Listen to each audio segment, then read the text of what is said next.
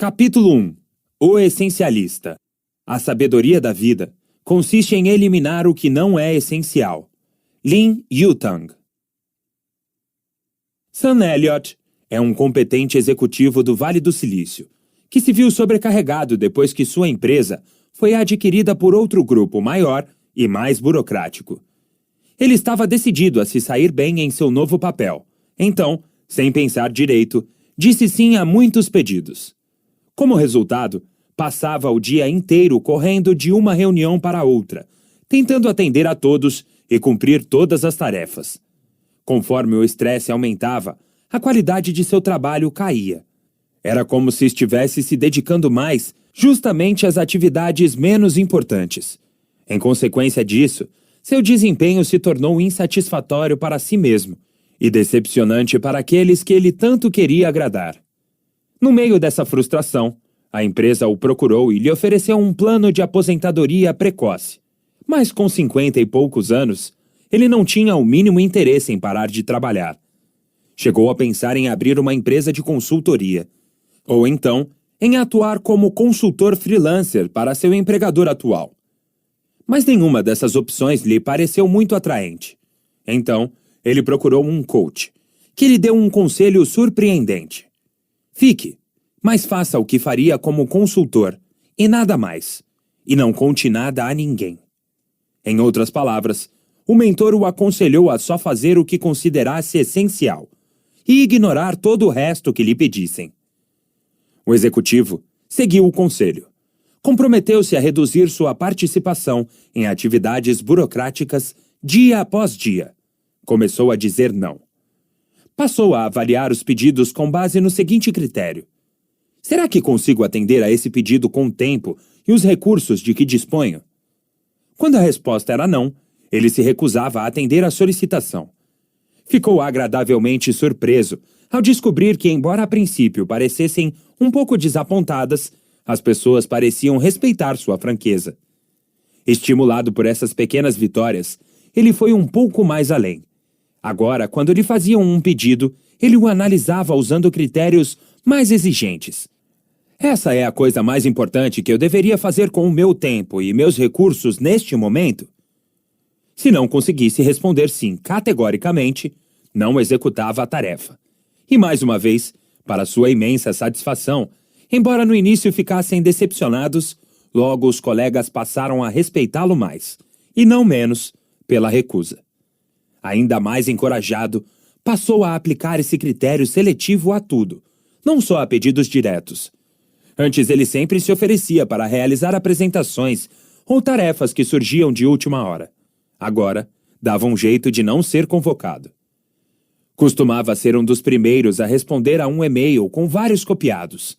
Agora, apenas lia e deixava que os outros tomassem a dianteira. Parou de participar de teleconferências, das quais só alguns minutos lhe interessariam.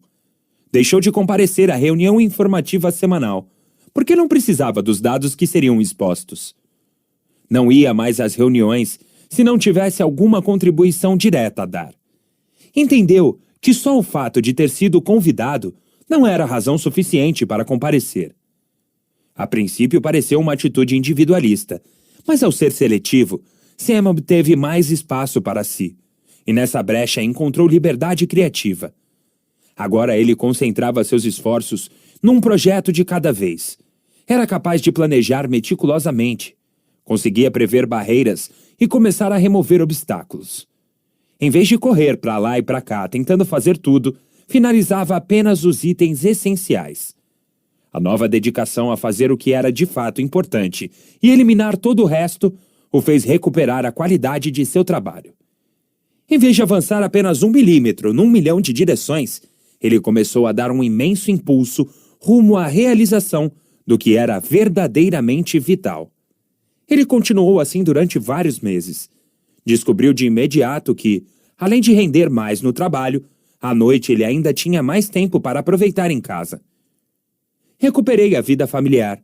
Consigo chegar em casa numa hora decente, disse. Hoje, em vez de ser escravo do celular, ele o deixa desligado nas horas vagas. Vai para a academia, sai para jantar fora com a mulher. Para sua grande surpresa, A experiência não teve repercussões negativas. Ele não foi punido, nem criticado pelo chefe. Os colegas não se ressentiram, pelo contrário. Como Sam ficou apenas com os projetos que eram significativos para ele e realmente úteis para a empresa, eles passaram a respeitar e valorizar seu trabalho, que voltou a ser recompensador. Sua avaliação de desempenho melhorou muito e ele acabou recebendo um dos maiores bônus de toda a sua carreira. Nesse exemplo, está a proposta de valor básica do essencialismo. Só quando nos permitimos parar de tentar fazer tudo e deixar de dizer sim a todos, é que conseguimos oferecer nossa contribuição máxima àquilo que realmente importa. E quanto a você? Quantas vezes respondeu sim a um pedido sem pensar direito? Quantas vezes se arrependeu de ter se comprometido a fazer alguma coisa sem entender por que aceitou a tarefa? Quantas vezes disse sim só para agradar? Ou para evitar problemas? Ou porque sim virou a resposta padrão? Conseguiu se identificar? Então agora responda. Acha que está sobrecarregado? Já se sentiu ao mesmo tempo com excesso de trabalho e subutilizado? Já notou que só se dedica a atividades pouco importantes? Considera-se ocupado, mas não produtivo, como se estivesse sempre em movimento, mas sem chegar a lugar nenhum? Se respondeu sim a qualquer uma dessas perguntas, o melhor caminho para sair da situação é o do essencialista. O caminho do essencialista. Durante muitos anos, Dieter Hammes foi projetista-chefe da fabricante Brown. Ele acredita fortemente na ideia de que quase tudo é ruído e que pouquíssimas coisas são essenciais. Seu trabalho é filtrar o ruído até chegar à essência. Por exemplo, quando tinha 24 anos, pediram-lhe na empresa que colaborasse com o projeto de um toca-discos. A norma na época era cobrir o aparelho com uma tampa de madeira maciça, ou mesmo incorporá-lo a um móvel para pôr na sala. Em vez disso, ele e a equipe removeram toda a tralha e projetaram um toca-discos com uma tampa plástica transparente e só. Foi a primeira vez que se usou um projeto desses, tão revolucionário que temeram que levasse a empresa à falência, porque ninguém o compraria. Foi preciso coragem para eliminar o que não era essencial. Na década de 1960, essa estética começou a tomar impulso. Com o tempo, tornou-se o padrão. Dieter define seus critérios de projeto usando apenas 3 palavras em alemão. Weniger aber besser. A tradução é menos, porém melhor. Seria difícil encontrar uma definição mais adequada de essencialismo. O caminho do essencialista é buscar de forma incansável o menos, porém melhor. Ele não concorda com o princípio só de vez em quando, mas o adota de maneira disciplinada, o tempo inteiro. Não basta incluir entre as resoluções de Ano Novo dizer não mais vezes, limpar a caixa de entrada de e-mails ou dominar alguma nova estratégia de administração do tempo. É necessário parar constantemente para se perguntar: estou investindo nas atividades certas?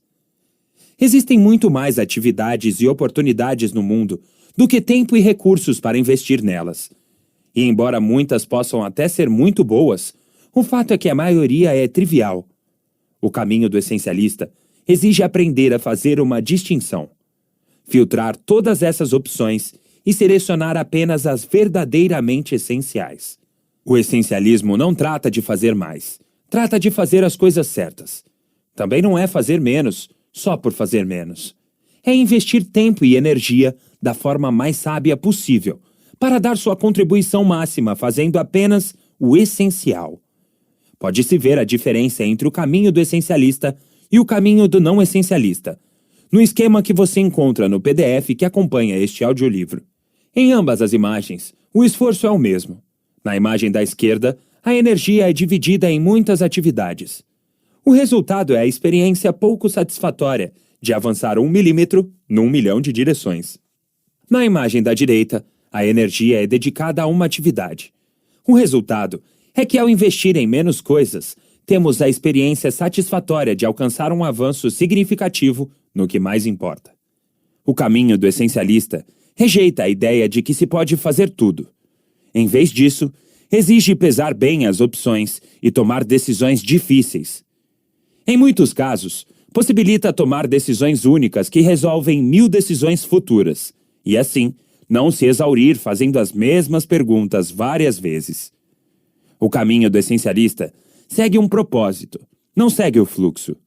Em vez de escolher reativamente, o essencialista distingue de maneira deliberada as poucas coisas vitais das muitas triviais, elimina o que não é essencial e depois remove obstáculos para que o essencial tenha passagem livre. Em outras palavras, o essencialismo é uma abordagem disciplinada e sistemática para determinar onde está o ponto máximo de contribuição, de modo a tornar sua execução algo que quase não demanda esforço. O modelo. O que o não essencialista pensa? Tudo para todos, tenho que fazer, tudo é importante, como dar conta de tudo. O que o essencialista pensa? Menos, porém, melhor. Escolho fazer. Apenas poucas coisas realmente importam. Do que abrir mão? O que o não essencialista faz? A busca indisciplinada por mais. Reage ao que é mais urgente. Diz sim sem pensar direito. Tenta forçar a execução na última hora. O que o essencialista faz? A busca disciplinada por menos. Faz uma pausa para discernir o que realmente importa. Diz não a tudo, menos ao essencial. Remove obstáculos para tornar a execução fácil. O que o não essencialista obtém? Leva uma vida que não satisfaz. Aceita tarefas demais e o trabalho deixa a desejar.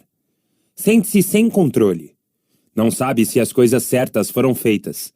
Sente-se exausto e sobrecarregado. O que o essencialista obtém? Leva uma vida que tem significado. Escolhe com cuidado para fazer um excelente trabalho. Sente-se no controle. Faz as coisas certas. Sente alegria na jornada. O caminho do essencialista leva ao controle sobre as próprias escolhas e a um novo nível de sucesso e significado. Nele, aproveitamos a viagem e não apenas o destino. Apesar de todos esses benefícios, este não é o caminho mais escolhido. Existem forças demais conspirando para nos impedir de aplicar a busca disciplinada por menos, porém melhor. E talvez seja por isso que muitos acabam no caminho mal direcionado do não essencialista. O caminho do não essencialista. Num dia claro de inverno na Califórnia, minha mulher, Ana, deu à luz a nossa querida filha. Ela estava radiante. No entanto, aquele que deveria ser um dos dias mais serenos e felizes da minha vida estava sendo muito tenso. Enquanto nossa bebê se aninhava nos braços da minha mulher, no quarto do hospital, eu falava ao telefone, abria e-mails e me sentia pressionado para comparecer a uma reunião com clientes. Meu colega escrevera: sexta-feira, entre 13 e 14 horas, é uma péssima hora para ter filhos, porque preciso que você vá a uma reunião com X. Embora eu tivesse quase certeza, ou pelo menos torcesse por isso, de que o e-mail fora escrito de brincadeira, ainda me senti obrigado a ir. Instintivamente, eu sabia o que fazer. Aquele era o momento de ficar com a minha esposa e minha filha recém-nascida. Porém, quando me perguntaram se eu pretendia comparecer à reunião, respondi com toda a convicção possível. Sim. Para minha vergonha, deixei as duas no hospital e fui. Depois, meu colega disse: o cliente vai respeitá-lo por decidir estar aqui. Mas a expressão dos executivos quando cheguei não transmitiu respeito. Na verdade, refletiu o que eu sentia. O que estava fazendo ali? Só dissera sim para agradar e, com isso, prejudicar a minha família, minha integridade e até o relacionamento com o cliente. No final das contas, a reunião não deu em absolutamente nada. Mas mesmo que tivesse dado, não há dúvida de que seria um mau negócio. Para deixar todo mundo feliz, sacrifiquei o mais importante. Depois de refletir a respeito, aprendi esta importante lição. Se não estabelecermos prioridades, alguém fará isso por nós. Essa experiência renovou meu interesse. Leia-se obsessão incansável. É entender por que as pessoas inteligentes fazem escolhas equivocadas na vida pessoal e na profissional. Por que preferimos utilizar muito pouco toda a capacidade que temos? Como realizar escolhas de maneira a aproveitar melhor o nosso potencial e o das pessoas por toda parte? Minha missão de lançar luz sobre essas questões já me levou a largar a faculdade de Direito na Inglaterra. e depois de um tempo fazer um MBA na Universidade Stanford, na Califórnia. Esse processo me motivou a passar mais de 2 anos colaborando com o livro Multiplicadores, e acabou me inspirando a abrir uma empresa de estratégia e liderança no Vale do Silício, onde desenvolvo uma parceria com pessoas extremamente capazes das organizações mais interessantes do planeta, ajudando-as a seguir o caminho do essencialista. No trabalho, vi gente do mundo inteiro consumida e sobrecarregada pelas pressões do cotidiano. Fui coach de profissionais bem-sucedidos que sofriam em silêncio pela dor de tentar desesperadamente fazer tudo, agora com perfeição. Vi pessoas encurraladas por gerentes controladores, sem saber que não precisavam fazer todos aqueles serviços inúteis e pouco reconhecidos que são exigidos delas.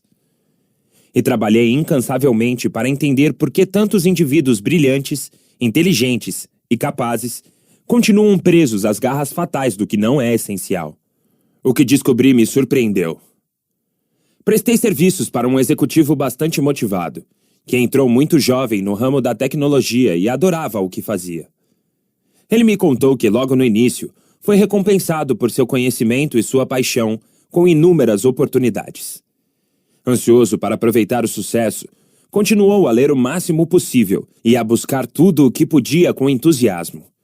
Quando o conheci, era hiperativo e tentava aprender tudo e fazer tudo. Parecia que encontrava uma nova obsessão a cada dia, às vezes a cada hora. No processo, perdeu a capacidade de discernir as poucas coisas vitais entre as muitas triviais. Tudo era importante. Como consequência, foi ficando cada vez mais sobrecarregado, avançando 1 milímetro num milhão de direções. Trabalhava demais e era subutilizado. Foi quando desenhei para ele a imagem citada antes, e disponível no PDF que acompanha este audiolivro. Ele a fitou por muitíssimo tempo, num silêncio nada característico. Depois, disse com uma boa pitada de emoção: "Essa é a história da minha vida." Em seguida, desenhei a imagem à direita. O que aconteceria se conseguíssemos identificar uma única coisa que você poderia fazer para dar sua contribuição máxima? Indaguei. Ele respondeu com sinceridade: "Ótima pergunta." Na verdade, muita gente ambiciosa e inteligente tem razões perfeitas e legítimas para achar difícil responder a essa pergunta. Uma delas é que, em nossa sociedade, somos punidos pelo bom comportamento, dizer não, e recompensados pelo mau comportamento, dizer sim. O primeiro costuma soar estranho na hora em que é dito. O segundo é comemorado. Isso leva ao que chamo de paradoxo do sucesso, que pode ser resumido em 4 fases previsíveis. Primeira fase: quando realmente temos clareza de propósito, conseguimos ter sucesso nas iniciativas. Segunda fase: quando temos sucesso, conquistamos a fama de ser a pessoa que resolve. Somos vistos como alguém que está sempre a postos quando necessário, e cada vez nos apresentam mais opções e oportunidades. Terceira fase: o aumento de opções e oportunidades, que na verdade significa mais exigências sobre nosso tempo e nossa energia, leva à dispersão do esforço. Quando isso acontece, ficamos muito sobrecarregados. Quarta fase: acabamos nos afastando do que deveria ser nosso nível máximo de contribuição. O efeito do sucesso destrói a própria clareza que, a princípio, nos levou a alcançá-lo. É curioso que a busca pelo sucesso possa ser um catalisador do fracasso. Em outras palavras, o sucesso pode nos impedir de nos concentrarmos nas coisas essenciais, que antes de qualquer outra coisa, produzem o sucesso. Podemos ver isso por toda parte. No livro Como as Gigantes Caem, Jim Collins examina o que deu errado com empresas que desmoronaram e antes eram supervalorizadas em Wall Street. Ele constata que, em muitos dos casos, cair na busca indisciplinada por mais foi uma razão fundamental do fracasso. Isso vale tanto para as empresas quanto para as pessoas que trabalham nelas. Mas por quê? Por que o não essencialismo está por toda parte? Várias tendências se combinaram para criar um desastre não essencialista. Eis algumas delas. Opções demais. Todos observamos na última década o aumento exponencial de opções relativas a quase tudo. No entanto, mesmo no meio deste aumento, e talvez por causa dele, perdemos de vista as coisas mais importantes. Como disse Peter Drucker, daqui a algumas centenas de anos, quando a história do nosso tempo for escrita de um ponto de vista de longo prazo, é provável que para os historiadores o acontecimento mais transformador não seja a tecnologia, a internet e nem o comércio eletrônico. Será a mudança sem precedentes da condição humana. Pela primeira vez, um número substancial e crescente de pessoas tem opção, e a sociedade está totalmente despreparada para lidar com isso. Em parte, estamos despreparados porque, como nunca antes, a preponderância das escolhas sobrepujou nosso poder de administrá-las. Perdemos a capacidade de filtrar o que é importante e o que não é.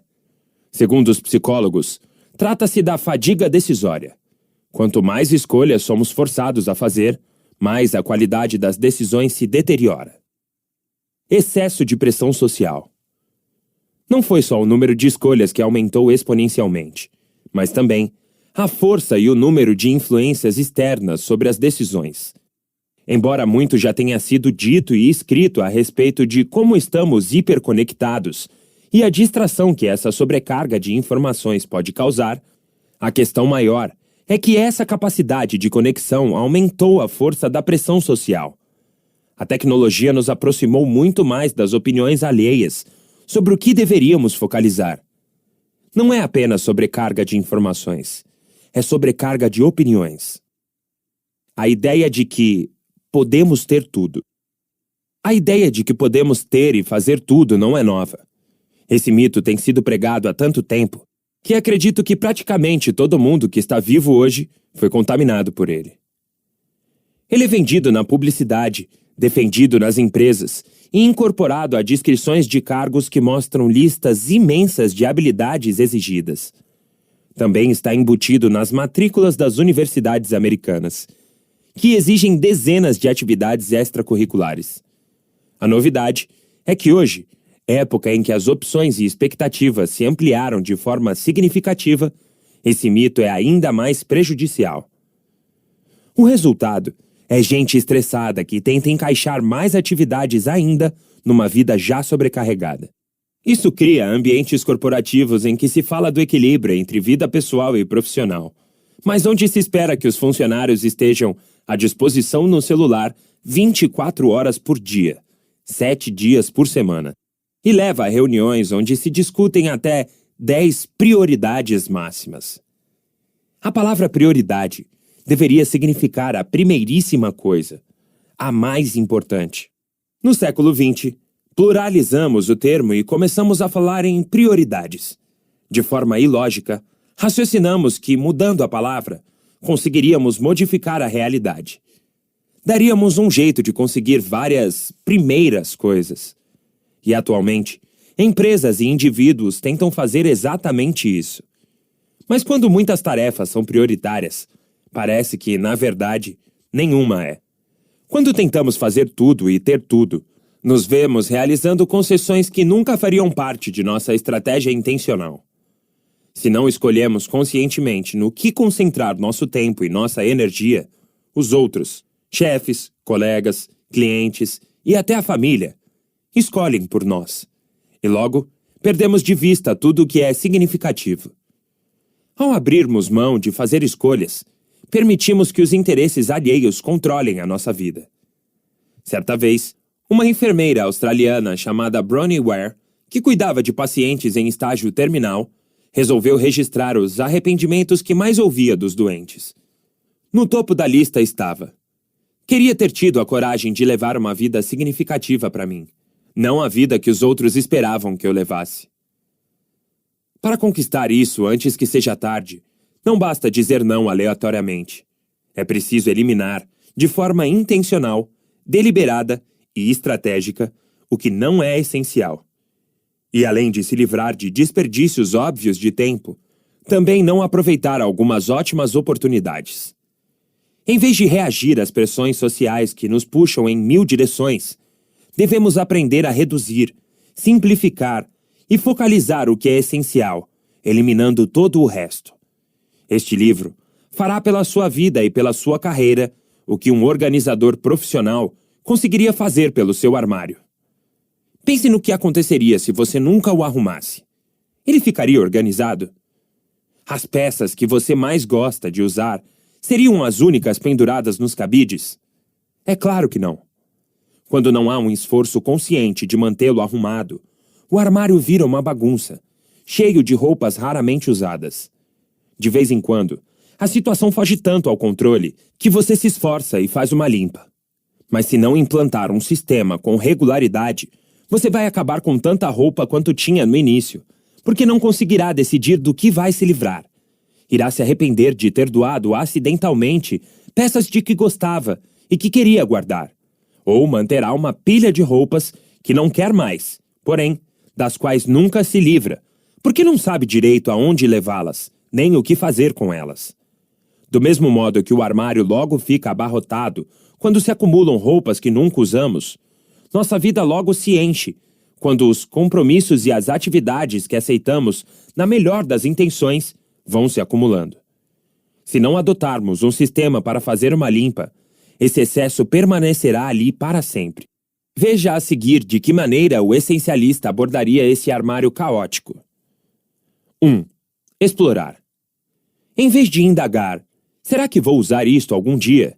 Faça perguntas mais exigentes e disciplinadas. Eu realmente amo esta peça. Ela me deixa incrível. Uso isso com frequência? Se a resposta for não, eis um candidato à eliminação. Na vida pessoal ou profissional, o equivalente a separar as roupas é questionar: qual dessas atividades ou iniciativas oferece a maior contribuição possível para a minha meta? A primeira parte deste livro vai ajudá-lo a perceber quais são essas atividades promissoras. 2. Eliminar. Digamos que você tenha dividido as roupas em pilhas do tipo manter e descartar. Mas está mesmo disposto a pôr a segunda pilha numa sacola para doá-la? Estudos verificaram que tendemos a dar às coisas que possuímos um valor maior do que têm e, portanto, achamos mais difícil nos livrar delas. Para decidir, faça a pergunta decisiva: se eu ainda não tivesse essa peça, quanto estaria disposto a pagar por ela? Geralmente essa reflexão resolve. Aproveitando o raciocínio, não basta imaginar quais atividades e iniciativas não dão a máxima contribuição possível para a sua meta. Ainda é preciso eliminá-las ativamente. A segunda parte deste livro vai lhe mostrar como se livrar do que não é essencial e, além disso, como fazê-lo de modo a inspirar respeito em seus colegas, chefes e clientes. 3. Executar. Para o armário permanecer arrumado, será preciso criar uma rotina regular. Separe uma sacola grande para os itens que for jogar fora. Informe-se a respeito da localização do bazar ou da instituição que receberá as roupas e reserve um horário na sua agenda para passar lá.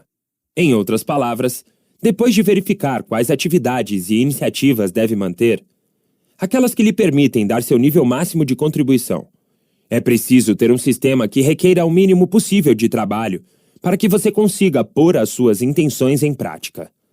Com este livro, você aprenderá a criar um processo em que fazer o essencial quase não exige esforço. É claro que a vida não é estática como as roupas no armário, que simplesmente ficam onde estão depois que as largamos lá pela manhã. Roupas novas chegam o tempo todo ao armário da vida. Novas demandas ao nosso tempo. Imagine se cada vez que abrisse o armário você notasse que alguém enfiou novas peças lá dentro. Se toda vez que o esvaziasse pela manhã, descobrisse à tarde que estava lotado de novo. Infelizmente, a vida de muita gente é assim. Quantas vezes você começou seu dia de trabalho com tudo planejado e às 10 da manhã percebeu que já estava atrasado para dar conta de tudo? Ou redigiu uma lista de afazeres pela manhã e notou quase na hora de ir embora que a lista tinha ficado muito maior? Quantas vezes esperou com ansiedade pelo fim de semana tranquilo em casa com a família e descobriu, no sábado de manhã, que havia uma porção de pendências para resolver, compromissos dos filhos e calamidades imprevistas? Mas há boas notícias. Isso tem solução. O essencialismo consiste em criar um sistema para cuidar do armário da vida. Não se trata de um processo que realizamos uma vez por ano, por mês ou por semana. É a disciplina que aplicamos toda vez que precisamos tomar uma decisão e devemos escolher entre dizer sim ou recusar educadamente. É um método para abrir mão de muitas coisas boas, por mais difícil que seja, e ficar com as poucas coisas extraordinárias. É aprender a fazer menos, porém melhor, para obter o máximo retorno possível de cada precioso momento da vida. Este livro vai mostrar que você pode ter uma vida que faça sentido para si mesmo, não aquela que os outros esperam de você. Aqui é apresentado um método para aumentar a eficiência e a produtividade, tanto no campo pessoal quanto no profissional, e um modo sistemático de discernir o que é importante, eliminar o que não é e fazer o essencial com o mínimo de esforço. Em resumo, ensina a aplicar em todas as áreas da vida a busca disciplinada por menos. Veja como. Guia do audiolivro. Essencialismo tem 4 partes. A primeira descreve a mentalidade básica do essencialista. As outras 3 transformam essa mentalidade num processo sistemático de busca disciplinada por menos, que pode ser usado em qualquer situação. A seguir, um resumo de cada parte. Essência. Qual é a mentalidade básica do essencialista? Existem 3 realidades sem as quais o pensamento essencialista não seria pertinente e nem possível. Há um capítulo dedicado a cada uma delas. 1. Escolha individual. Podemos escolher onde aplicar nosso tempo e nossa energia. Se as escolhas não são feitas, não faz sentido falar em abrir mão de alguma coisa em troca de outra. 2. A prevalência do ruído. Quase tudo é ruído. Pouquíssimas coisas têm valor excepcional. Essa é a justificativa para investir tempo em descobrir o que é mais importante. Como algumas coisas são importantíssimas, vale a pena o esforço de distingui-las. 3. A realidade de perder para ganhar. Não podemos ter tudo, nem fazer tudo. Se pudéssemos, não haveria razão para avaliar e eliminar opções. Assim que aceitamos que é preciso abrir mão de algo, paramos de indagar. Como conseguir fazer com que tudo dê certo? E passamos a fazer a pergunta mais significativa. Que problema quero resolver? Somente quando compreendermos essas realidades, poderemos começar a pensar como um essencialista. Na verdade, depois de aceitá-las e entendê-las completamente, boa parte do método das sessões seguintes desse livro se tornará natural e instintiva. Esse método consiste em 3 passos simples. Primeiro passo: explorar. Discernir as muitas trivialidades do pouco que é vital. Um paradoxo do essencialismo é que, na verdade, os essencialistas examinam mais opções do que os não essencialistas. Enquanto os não essencialistas se comprometem com tudo ou quase tudo sem examinar nada, os essencialistas exploram e avaliam sistematicamente um grande conjunto de alternativas, antes de se comprometer com alguma delas. Como se concentram e vão com tudo em uma ideia ou atividade por vez, eles exploram deliberadamente mais possibilidades no começo para se assegurar de que escolherão a melhor depois. Quando aplicamos critérios mais exigentes, podemos aproveitar o sofisticado mecanismo de busca do cérebro. Se buscarmos apenas uma boa oportunidade, encontraremos centenas de itens para analisar. Mas é melhor fazer uma busca avançada com 3 perguntas. O que me inspira profundamente? Qual é o meu talento especial? E o que atende a uma necessidade importante do mundo? Naturalmente, não haverá tantos itens para examinar. Mas essa é a razão do exercício. Não procuramos uma infinidade de coisas boas para fazer. Queremos dar nosso nível máximo de contribuição, saber fazer a coisa certa, do jeito certo, na hora certa. Os essencialistas passam o maior tempo possível explorando, escutando, debatendo, questionando e ponderando. Mas essa exploração não é um fim em si. Seu propósito é discernir as poucas coisas vitais das muitas triviais. Segundo passo: eliminar. Excluir as muitas coisas triviais. Muitos dizem sim porque estão ansiosos para agradar e contribuir. Mas o segredo da contribuição máxima talvez seja dizer não. Como explicou Peter Drucker, as pessoas são competentes porque dizem não, porque dizem isso não é para mim. Eliminar o que não é essencial significa dizer não a alguém muitas vezes e também ir contra as expectativas sociais. Para fazer isso direito, é preciso coragem e delicadeza. Portanto, o essencialismo não exige apenas disciplina mental, mas a disciplina emocional necessária para não ceder à pressão social. Na respectiva seção do livro, abordaremos essa dinâmica difícil. Como é preciso perder para ganhar? Não podemos deixar de abrir mão de certas coisas. A verdadeira questão não é como fazer tudo, é quem escolherá o que faremos ou não.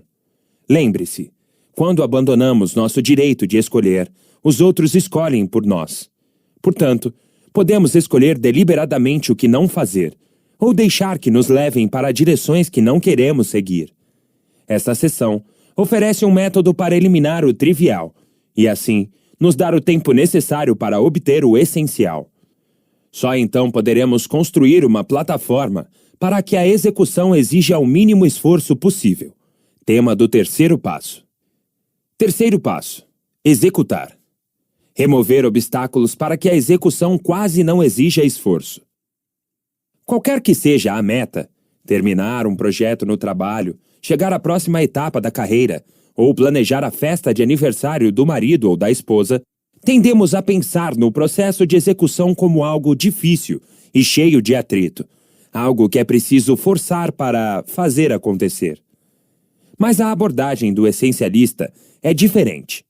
Em vez de forçar a execução, os essencialistas investem o tempo que pouparam para criar um sistema que remova obstáculos e torne a execução o mais fácil possível.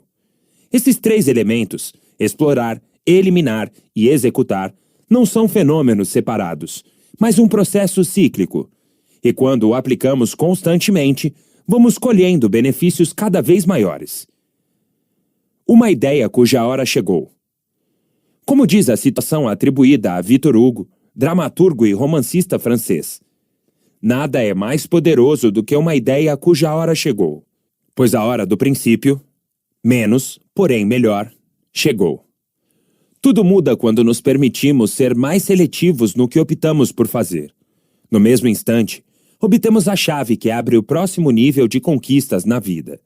Nós nos sentimos imensamente livres quando aprendemos que podemos eliminar o que não é essencial, que não somos mais controlados pelos interesses dos outros e que temos como escolher. Com esse poder invencível, conseguimos descobrir qual é nossa contribuição máxima, não só para nossa própria vida ou carreira, como para o mundo. O que aconteceria se as escolas eliminassem os deveres de casa comuns e os substituíssem por projetos importantes, que fizessem diferença na comunidade? E se todos os alunos tivessem tempo para pensar na contribuição máxima que poderiam dar ao próprio futuro, de modo que, quando terminassem o ensino médio, não estivessem apenas começando a corrida para lugar nenhum? E se as empresas eliminassem as reuniões inúteis e as substituíssem por uma oportunidade para as pessoas pensarem e trabalharem nos projetos mais importantes? E se os funcionários resistissem às séries de e-mails que só desperdiçam tempo, aos projetos sem relevância e às reuniões improdutivas para se concentrarem em oferecer seu nível máximo de contribuição às empresas e à própria carreira? E se a sociedade parasse de nos dizer para comprar mais e nos permitisse pensar e respirar mais? E se nos estimulasse a rejeitar o comportamento que nos impele a fazer o que detestamos, para comprar o que não precisamos, com dinheiro que não temos, a fim de impressionar pessoas de que não gostamos? E se deixássemos de exaltar tanto o valor de ter mais e de menosprezar o valor de ter menos? E se ninguém mais achasse que estar ocupado é ser importante? E se, em vez disso, comemorássemos o tempo que passamos escutando, refletindo, meditando e aproveitando a vida com as pessoas que mais importam para nós? E se o mundo inteiro trocasse a busca indisciplinada por mais pela busca disciplinada por menos, porém melhor? Imagino o dia em que todas as pessoas, crianças, Estudantes, mães, pais, funcionários, gerentes, executivos, líderes mundiais terão aprendido a fazer um uso melhor da inteligência, do talento, da criatividade e da iniciativa para levar uma vida com mais significado. Elas terão a coragem de assumir a verdadeira vocação. Se é difícil conseguir a determinação necessária para seguir o caminho certo, vale a pena refletir sobre a brevidade da vida e o que queremos realizar no pouco tempo que nos resta. Como escreveu a poeta Mary Oliver, diga-me, o que planeja fazer com a sua vida única, fantástica e preciosa? Desafio o leitor a parar mais vezes para se fazer essa pergunta. Desafio o leitor, aqui e agora, a se comprometer a abrir espaço para desfrutar o essencial. Acha que se arrependerá por um segundo de uma decisão dessas? Acha provável que algum dia você acorde e diga: gostaria de ter sido menos fiel a mim mesmo e de ter feito todas as coisas não essenciais que os outros queriam que eu fizesse? Este livro não está propondo a volta a alguma época mais simples. Não fala em parar de usar e-mails, nem em se desligar da internet, nem de viver como um eremita. Isso seria andar para trás. Essencialismo trata de aplicar o princípio menos, porém melhor, ao modo como levamos a vida, agora e no futuro. Assim, desafio o leitor a ser mais sábio do que fui no dia em que minha filha nasceu. Tenho muita confiança no bem que virá de uma decisão dessas. Basta imaginar o que aconteceria ao mundo se todas as pessoas eliminassem uma atividade boa, mas banal, e a substituíssem por algo verdadeiramente essencial. Quando você estiver no fim da vida, talvez ainda se arrependa de algumas coisas, mas é improvável que buscar o caminho do essencialista seja uma delas. Se estiver disposto a se conhecer melhor e tomar agora a decisão de ser fiel aos seus maiores interesses, para não se arrepender mais tarde, então você está pronto para trilhar o caminho do essencialista.